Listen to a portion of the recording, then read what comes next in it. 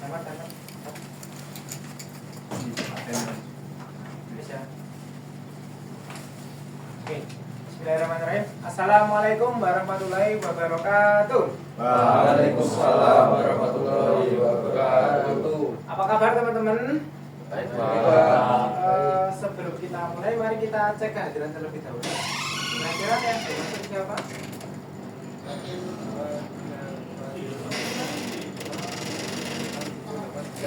Kurang satu anak ya?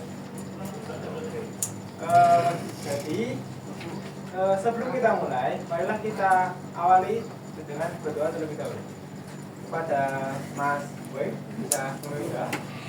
Ya mungkin teman-teman kita mulai belajar pendidikan dari dulu sudah mulai. Sudah selesai. Oke, semoga dengan kita membaca doa pada awalnya akan memberikan kita kelancaran dari awal hingga akhir pembelajaran berlangsung. Nah, oke, mungkin sebelumnya kita cek kebersihan dulu, mungkin cek di bawahnya apakah ada kotoran? Tidak ada. Oke. Nah, pada hari ini kan kita mengenai teknik pemeriksaan kebun. Nah, di sini kita akan mempelajari mengenai mengidentifikasi jenis dan fungsi bahan. Nah, teman-teman bisa dilihat gambar di samping. Kira-kira gambar pertama, ini gambar apa? Batu. Nah, lalu yang gambar kedua? Oke, yang ketiga? Oke, dari tiga gambar ini ada satu kesamaan. Kira-kira apa? Pakai tangan, udah tajam. Oke, pakai tangan. Pakai benda tajam. Oke, nah, semua gambar ini memiliki kesamaan, yaitu di mana semuanya itu menggunakan sebuah tool atau alat, di mana memahat patung ini bukan seperti paha ya. Lalu ada menebang pohon yang menggunakan kapak, lalu ada yang memotong sayur menggunakan sebuah pisau. Nah, begitu juga dengan proses pembusukan, di mana mungkin ada yang masih ingat gimana prinsip kerja yang disebut, Mas Nafal? Berputar Pak. Jadi yang berputar itu benda kerja. Oke, benda kerja berputar, lalu Terus pahatnya di apa? Yang kita pahatnya. oke, jadi benda kerja berputar, lalu pahat mendekati benda kerja, jatuh adalah sebuah penyayakan. Oke, tepuk tangan begitu. Nah, itu dia yang akan kita pelajari, yaitu di mana apa saja sih pahat yang kita gunakan pada minggu. Sebelumnya saya akan membacakan tujuan pembelajarannya. Itu pertama, setelah mengikuti pembelajaran statistik diharapkan mampu mengidentifikasi jenis tersebut. Yang kedua, menjelaskan fungsi masing-masing pahat. Dan yang ketiga, menentukan pahat yang tepat sesuai pekerjaan pembusukan. Kita mulai dari yang pertama. Sudah siap? Oke, kita mulai dari stimulasi seperti itu ya. Nah, anak-anak, di sini kan ada macam alat ya. Kira-kira apakah mereka sama-sama? Apa ada yang beda? Oke, beda bentuknya. Pak, izin masuk kelas. Oke, silakan. Dari mana, Mas? Dari ngeprint tugas, Pak. Oh ya, silakan. Oke, tadi kan dari bentuknya yang berbeda. Kira-kira bentuk kayak gimana? Bentuknya seperti apa? Kalau dari yang kiri. Besar Pak. Oke. Besar. Besar. Yang sebelahnya lagi. Kecil. Yang lagi. Gepeng. Gepeng. Yang lagi. Runting sih. Nah, dari perbedaan bentuk ini, kira-kira apakah benda pahat ini juga memiliki fungsi yang berbeda juga ataukah sama? Kayaknya berbeda ya. Oke. Nah, kan tadi jawabnya berbeda ya. Nah, kenapa bisa jawab berbeda? Nah, untuk menjawab pertanyaan itu, kita akan memulai dari kelompok assessment atau dibentuk sebuah kelompok terlebih dahulu ya. Ini kan ada 10 orang ya. Jadi saya bagikan 2 kelompok saja, 5 orang. Dan saya akan membagikan sebuah pahatnya. Ini. Nah, menggunakan ini kelompok asalnya ini.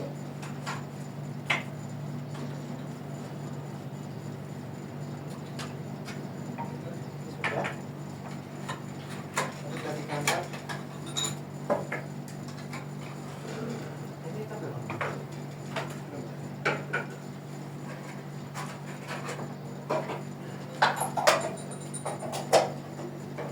Oke, silakan kalian amati bahan-bahan tersebut. Lalu buatlah sebuah pertanyaan berdasarkan pengamatan kalian. Mungkin kalian bisa berdiskusi bareng. Wah, ini dari bentuknya atau mungkin ukurannya seperti itu. Ini saya juga bagikan RKPD-nya ini.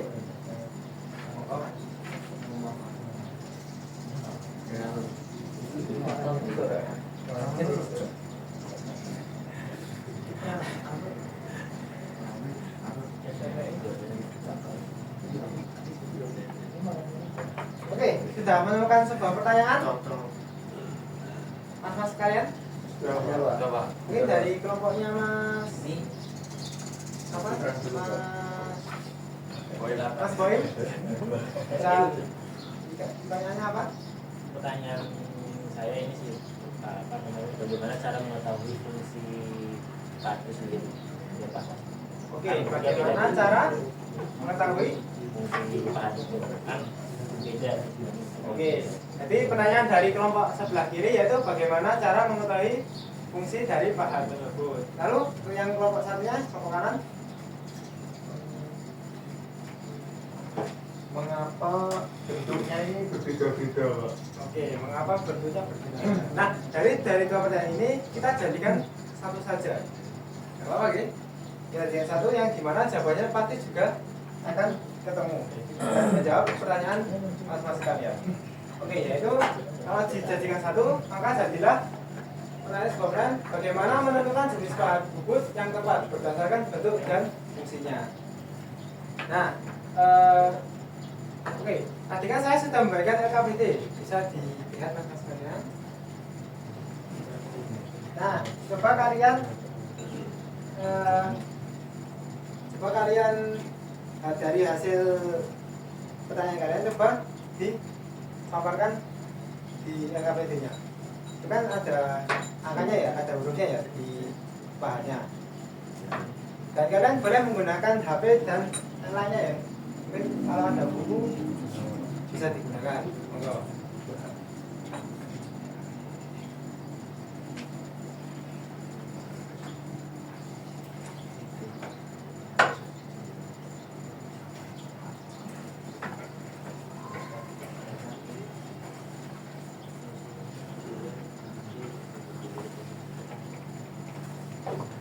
Ini dari masa buku bisa buku ini.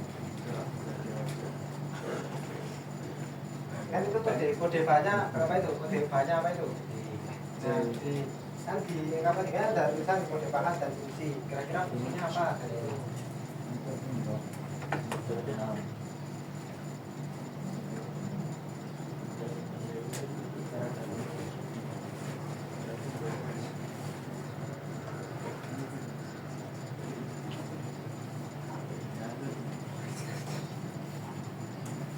Gimana, Mas?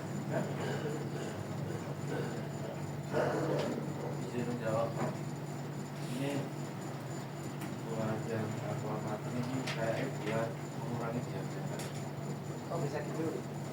Karena aku cuma anu aja sih Pak, jadi mempraktekkan biasa. Ini kayak ini yang bekas pemakaran jadi ini. Ya bisa juga begitu. Tapi kan setiap bahan kan pasti ada fungsi dan tata letak yang jadi karena coba ini cari lagi. Nanti ini berapa? Ini banyak sedikit. Ya. Nah, ini ada.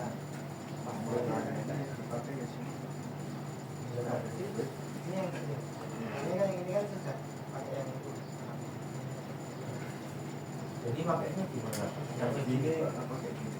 Itu makanya itu. Ini kan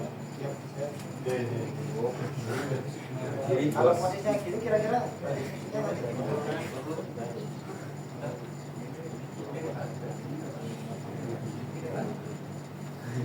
Kalau ini kan panjang, panjang berarti kan bisa menjangkau area dalam ya.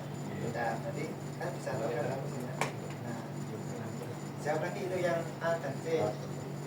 Kode A yang part A apa yang ini? Part A. Perhatikan part A.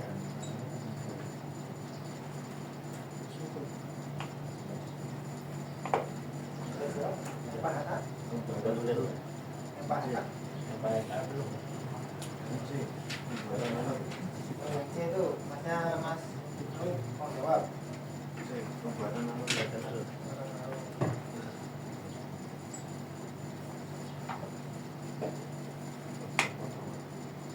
Kalau yang A tadi yang bawa panjang A siapa? Ini. Kira buat apa? Ya,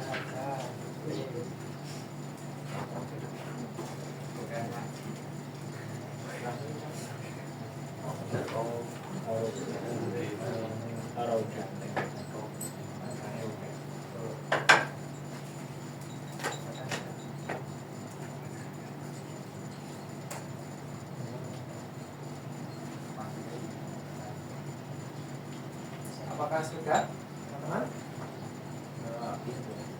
Yang di mana? Mati.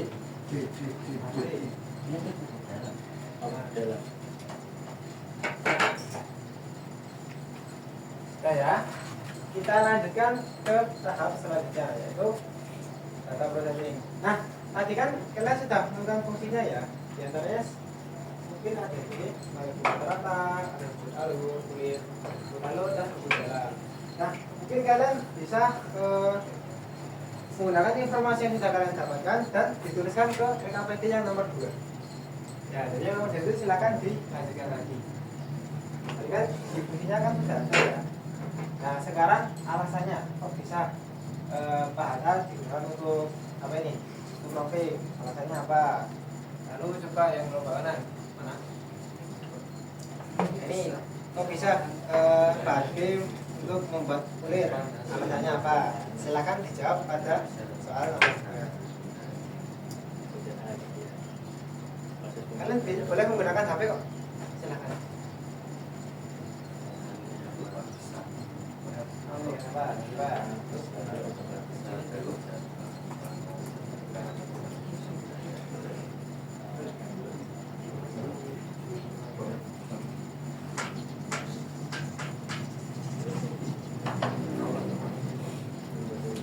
Ayo Mas, dibantu temennya. Ini Mas Surya, Mas Danu. Nah ini Mas Danu, kan pegang part ini ya. Ini kan tadi sini membuat alur. Kira-kira alasannya kenapa? Karena ini apa kan apa?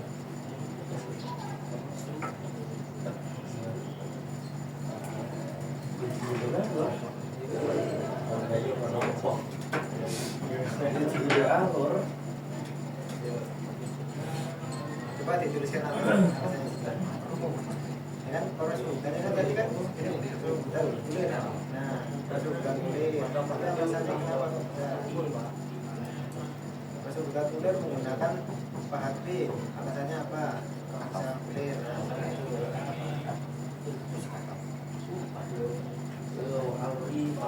mau begini gimana? Makasih ya. Mungkin Masnya bisa bantu mau record Mas. Soalnya tadi kan ini tadi fungsinya buat apa? Oke, jadi kan proses pemberikan untuk pembuat dalam menggunakan pahat ODD ini. Lalu alasannya kenapa kok bisa ini digunakan untuk pembuat dalam? Oke, macamnya mungkin bisa disampaikan ke Mas Tan ya. Loh, Mas baik.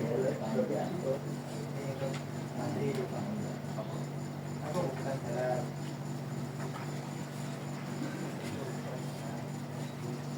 Jadi karena lagi lain aja. itu apa yang C, yang mana yang C? Ini Yang C, yang ini oh yang gak alur alasannya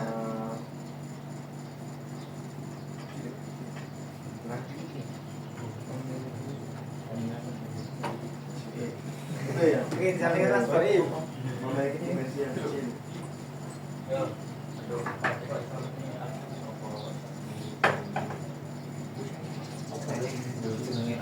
Yang lain bisa bantu dengan A. Ulir. Kalau ulir kan pastikan ukurannya sama ya. Nah, jadi alasannya karena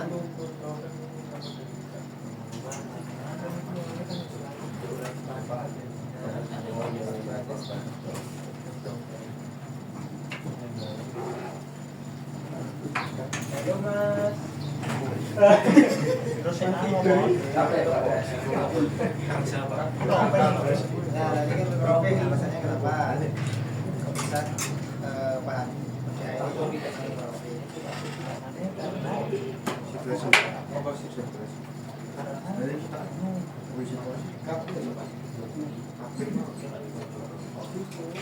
Makan sudah kelompok kiri? Oke, kita ambil kelompok kanan. Ayo kelompok ini sudah bisa deh.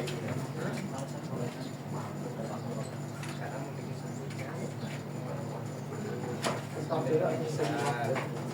bisa kan dari batunya kan, dari batunya kan lebih besar lah dari batu itu.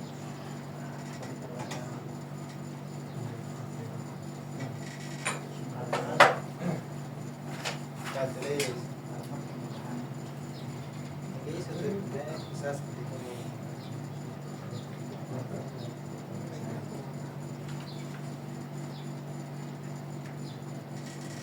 Terus yang pasti ini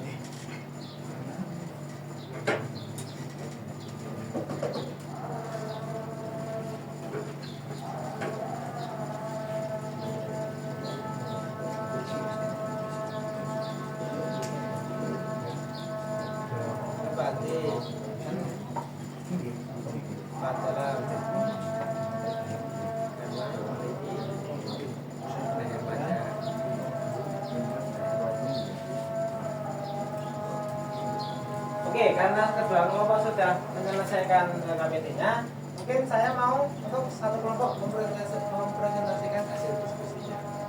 Kelompok mana ini?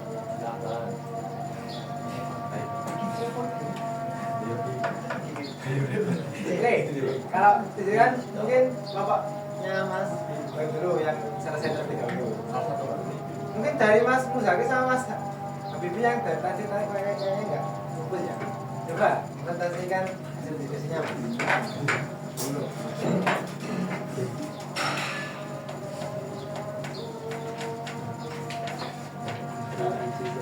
ada semuanya. Mas Muzaki juga masih kan? Saya dari kelompok 1 ingin mempresentasikan kami dari kelompok 1 mempresentasikan hasil diskusi yang kami lakukan untuk fungsi part yang pertama. Coba ini ya teman-teman, itu untuk logging. Yang kedua hasil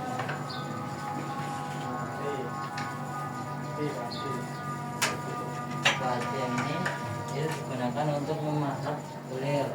Terus untuk pahat yang C yang ini pembuatan alur karena dimensinya kecil. Terus yang ini untuk pemburu dalam karena memiliki leher yang panjang. Untuk selanjutnya akan dipresentasikan oleh teman saya. Oke, Mas Boy, silakan. Yang pertama itu karena pusat dan tahan panas. Yang kedua itu karena memiliki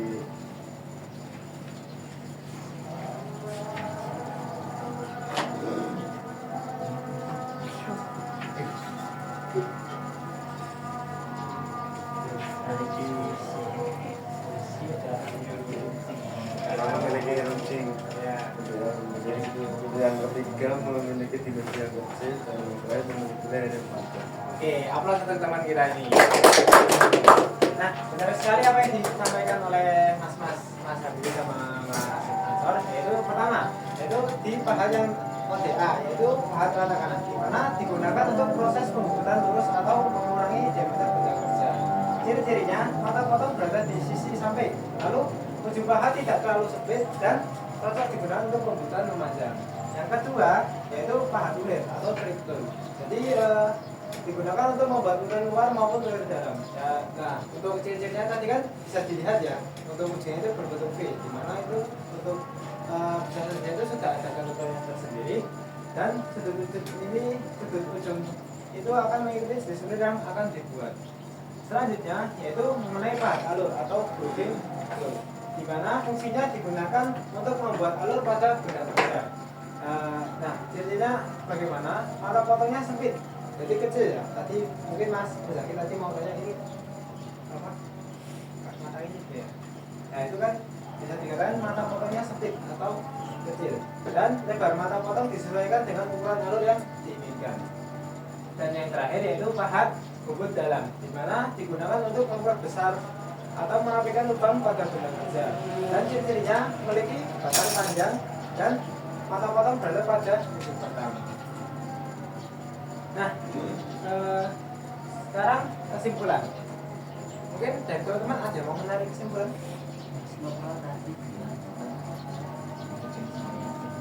Coba Mas Nafal. Tumbal pasti itu.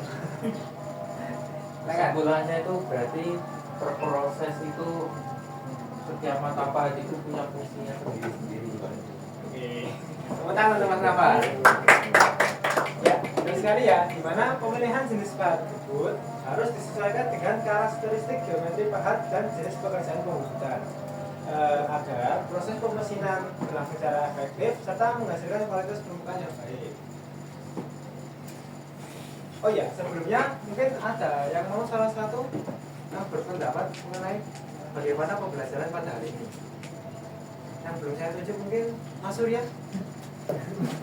Oke, pendapat Mas Surya mengenai pembelajaran pada hari ini. Sangat menyenangkan Pak, karena Langsung dapat melihat dan memegang alat pahat. Oke, terima kasih Mas ya. Tepuk tangan untuk Mas Surya. Oke, itu saja yang bisa saya sampaikan. Minggu depan kita akan mempelajari lagi mengenai perhitungan pada mesin kebut. Sekian dari saya. Wassalamualaikum warahmatullahi wabarakatuh. Waalaikumsalam warahmatullahi wabarakatuh.